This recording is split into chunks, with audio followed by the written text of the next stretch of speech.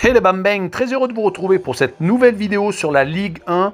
Fini la trêve internationale, retour au championnat français. Mais avant d'attaquer les pronostics des 9 matchs que je vais vous proposer, faisons un débriefing des matchs de Ligue des Nations. Faisons le débriefing des pronostics de Ligue des Nations du 17 novembre. J'ai réussi à trouver 6 pronostics sur 8. Le match Suisse-Ukraine a été remis et reporté pour cause de Covid.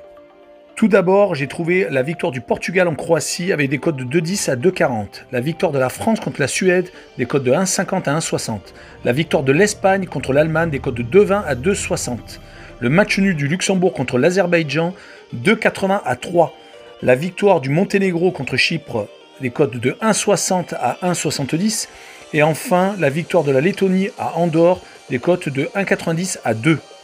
Vous retrouverez mon prochain débriefing du 18 novembre dans la vidéo sur la Bundesliga. Faisons le point sur le classement de Ligue 1. Quelques équipes ont des matchs en retard comme Lens, Marseille et Nantes. L'équipe qui est leader est le Paris Saint-Germain qui a commencé un peu à creuser l'écart avec 5 points d'avance sur son dauphin, les Lillois. Troisième ex-aequo, Rennes et Marseille avec 18 points. 4 équipes sont ensuite entre la 5e et la 8e place. Lyon, Monaco, Montpellier et Nice avec 17 points. En queue de tableau, le barragiste est Nîmes avec 8 points, l'avant-dernier Strasbourg avec 6 points et 19e et 20e Dijon avec 4 points. Pour cette 11e journée, plusieurs matchs se proposent à nous. Rennes-Bordeaux, Monaco-Paris Saint-Germain, Brest-Saint-Etienne, Nantes-Metz, Dijon-Lens, Montpellier-Strasbourg, Reims-Nîmes, Angers-Lyon et pour finir Lille-Lorient. La première rencontre est Rennes-Bordeaux. Les 3 derniers Rennes-Bordeaux se sont soldés par 3 victoires rennaises. Les 6 dernières confrontations directes entre ces deux équipes n'ont pas vu Bordeaux en sortir vainqueur. Les Bretons sortent d'une série assez mauvaise avec une seule victoire sur les 6 derniers matchs. La seule victoire était contre Brest. Également, Bordeaux reste sur 3 défaites d'affilée à l'extérieur en ayant pris 9 buts contre 2 petits buts marqués. 2 éléments à prendre en compte pour ce match. La présence de Ben Arfa qui peut faire basculer le match à tout moment et le retour peut-être de Kamavinga pour Rennes. En tout cas, je vois une victoire de Rennes sur ce match, des cotes de 1,70 à 1,90, un score de 2-1 avec une victoire entre 6,20 et 6,60 et je me laisserai tenter par un but de Ben Arfa. La deuxième rencontre est Monaco-Paris Saint-Germain. Ce match devrait être un sommet du championnat de Ligue 1. Mais malheureusement, depuis 3 ans, il y a eu un seul petit nul entre les deux formations, un 3-3 au Parc des Princes. Mais sinon, à chaque fois, de grosses défaites pour Monaco, avec à chaque fois au moins 3 buts inscrits par le Paris Saint-Germain.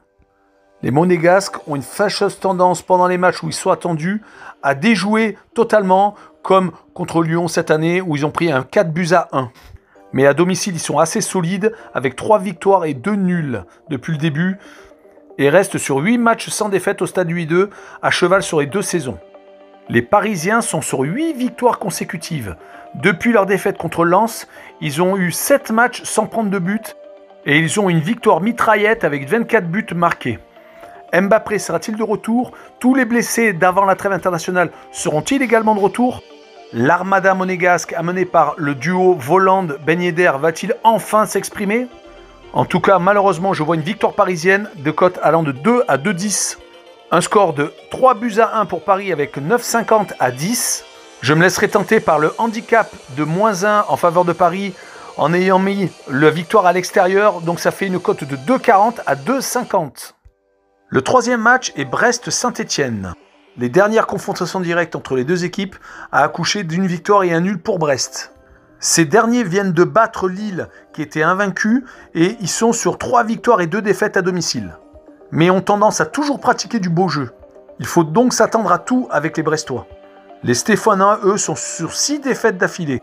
Leur super début de saison semble être un doux rêve, où le départ et les blessures de nombreux défenseurs, malheureusement, ont donné beaucoup trop de jeunesse à leur défense, et l'expérience en attaque avec des joueurs comme Kazri, Amouma, ne suffisent pas pour combler le retard. Je vois la fougue brestoise prendre le dessus avec une victoire de 1,80 à 2, un score de 2-1 avec des cotes de 6,80 à 7,20 et pourquoi pas un plus de 2,5 buts avec de 1,50 à 1,70. La quatrième rencontre est Nantes contre Metz. Depuis 2016, les équipes jouant à l'extérieur ne gagnent plus.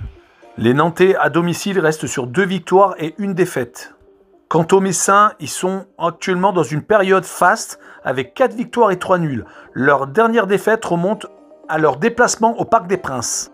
Ajouté au retour de leur entraîneur mythique Antonetti, je vois une surprise avec une victoire de Metz à l'extérieur, des cotes de 3 à 3,10, avec un score de 1-0, des cotes de 6 à 6,50.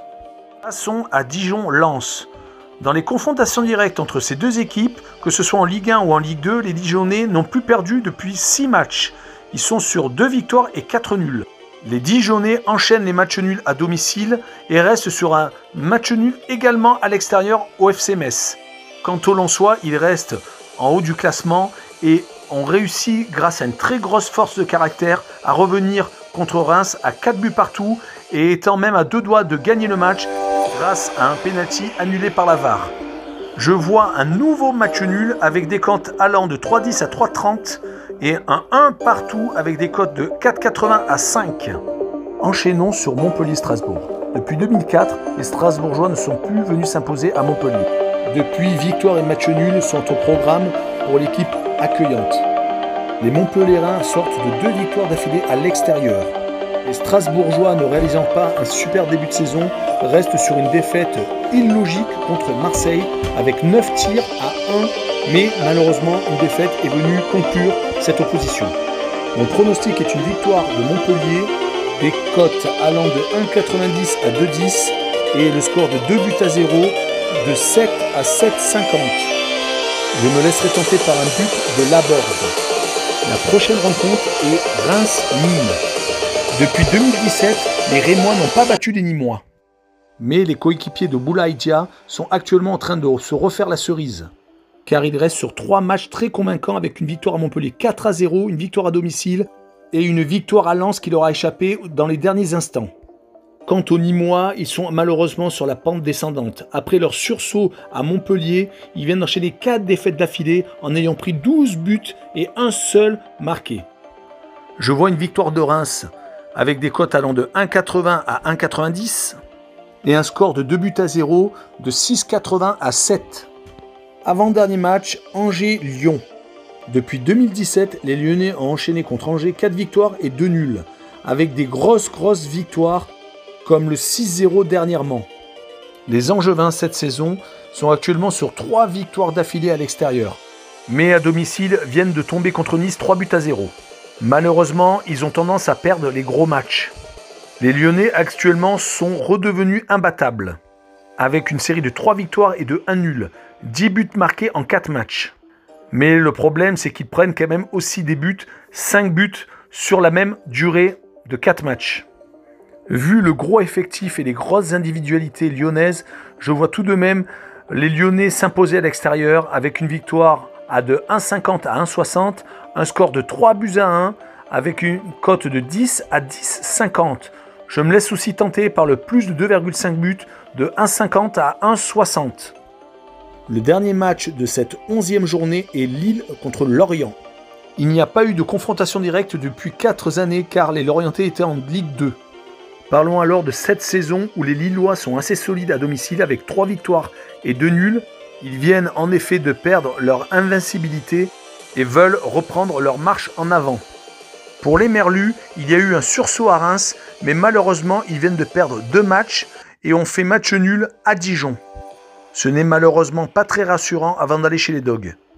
Je vois une victoire lilloise, des cotes de 1,40 à 1,50, un score de 3-1, de 10,50 à 11. Également, je choisirai le plus de 2,5 buts, des cotes de 1,70 à 1,90. Voilà, j'en ai fini pour les 9 matchs. Je pense que vous avez aussi remarqué que Marseille-Nice avait été reporté pour cause de Covid.